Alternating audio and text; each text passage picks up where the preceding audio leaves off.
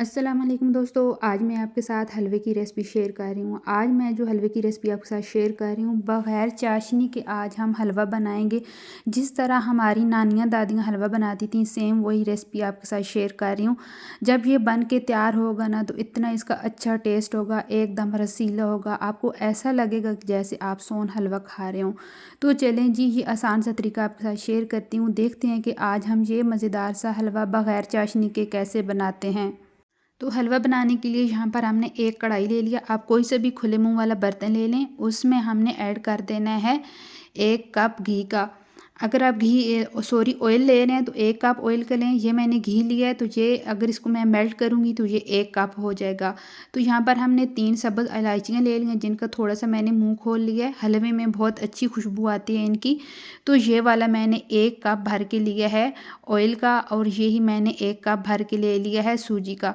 सूजी में बहुत ज़्यादा गंद मट्टी वगैरह होती है, तो इसको पहले आपने छान लेना है। ये देखें, जब घी हमारा मेल्ट हो जाएगा तो उसके बाद यहाँ पर हमने ऐड कर देनी है सूजी। अच्छी तरह हमने सूजी को घी के साथ मिक्स कर लेना है। आपने मेरी रेसिपी को स्टेप बाय स्टेप फॉलो करना है। इंशाल्लाह ताला फर्स्ट टाइम भी हलवा बनाएंगे ना, तो आपका जो हलवा है परफेक्ट बन के तैयार होगा। इतना मज़ेदार, इतनी इसकी अच्छी खुशबू होती है।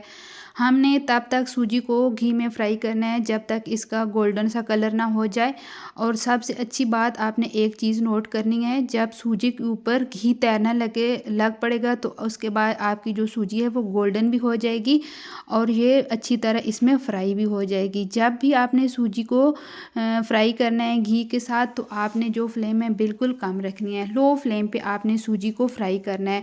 अगर हाई फ्लेम हुई तो आपकी सूजी जल जाएगी, हलवे का कलर ख़राब हो जाएगा, बिल्कुल भी हलवा अच्छा बन के तैयार नहीं होगा। अच्छी तरह आपने आस्ता आस्ता चम्मच हिलाते रहना है, ताकि जो सूजी है उसका गोल्डन सा कलर आ जाए। आप इस हलवे की रेसिपी को ईद पे बना सकते हैं। अगर किसी की दावत हो, बहुत जल्दी ये हलवा बन जाता है। तकरीबन 20 मिनट में ये बन के तैयार हो जाता है। बहुत आसान सी रेसिपी है और इसका टेस्ट भी बहुत अच्छा होता है। तो यहाँ पर आप देख सकते हैं, पहले जब सूजी थी हमने घी में डाली थी, इसका कलर वाइट था। अब यहाँ पर ये गोल्डन हो गई है और जो घी है वो भी तैरने लग पड़ा है। ये देखिए, मैं आपको दिखा रही हूँ। तो इतना आपने इसको आस्ता आस्ता आपने फ्राई कर लेना है। तो जब सूजी गोल्डन हो जाए, घी ऊपर तैरने लग पड़े, उसके बाद यहाँ पर हमने चीनी डाल देनी है। तो यहाँ पर हमने 1 कप ही सूजी का लिया था, तो 1 कप ही भर के हमने चीनी का ले लेना है। अगर आप मीठा बहुत ज़्यादा खाना पसंद करते हैं तो चीनी थोड़ी ज़्यादा आप कर लें, लेकिन ये चीनी जो है इसका बिल्कुल परफेक्ट थी ये इस हलवे में। तो अच्छी तरह हमने 1 से 2 बार इस चीनी को सूजी के साथ मिक्स कर लेना है, और इसके बाद यहाँ पर हमने इसमें पानी डाल देना है। तो जब भी आपने हलवे में पानी डालना है, आपने गर्म पानी करके इस हलवे में डालना है। नीम गर्म पानी हो, थोड़ी सी भाप निकल रही हो। तो हमारे पास 1 कप सूजी का था, 1 कप हमने ऑयल का लिया, 1 कप ही हमने चीनी का लिया। तो उस हिसाब से हमने पानी जो ले लेना है वो हमने 3 कप लेने हैं पानी के।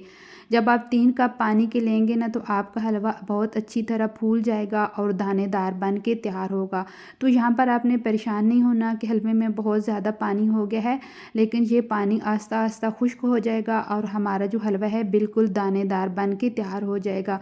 जब आपने पानी डालना है तो आपने जो फ्लेम है थोड़ा सा हाई कर देना है, ताकि अच्छी तरह जो पानी है वो खुश्क हो जाए। यहाँ पर देखें कितनी अच्छी जो है सूजी, इसका गोल्डन कलर हो रहा है ना।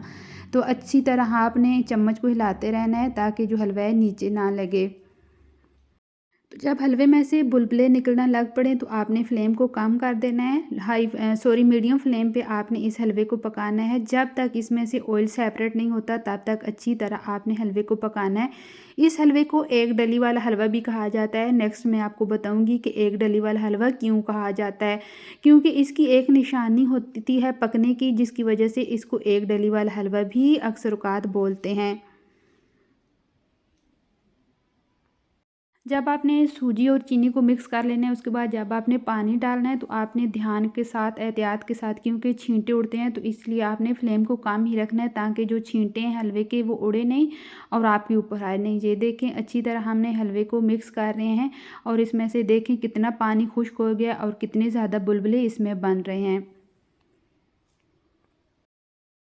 तो यहाँ पर जो हलवा है वो साइडों से थोड़ा सा घी इसमें से सेपरेट हो रहा है। आपको कोई सी भी ड्राई फ्रूट पसंद हो ना वो आपने डाल देने। मेरे बच्चों को ड्राई फ्रूट पसंद नहीं है, जैसे कि किशमिश और सौंगी वगैरह और नारियल, तो वो खाते नहीं हैं, उनको बादाम पसंद है, तो इसलिए फिर मैं थोड़े से बादाम डाल रही हूँ।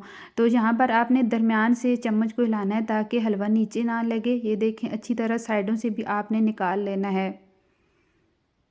तो आपने मुझे एक प्यारा सा कमेंट करके बताना है कि मेरी ये आज की हलवे की रेसिपी आपको कैसी लग रही है।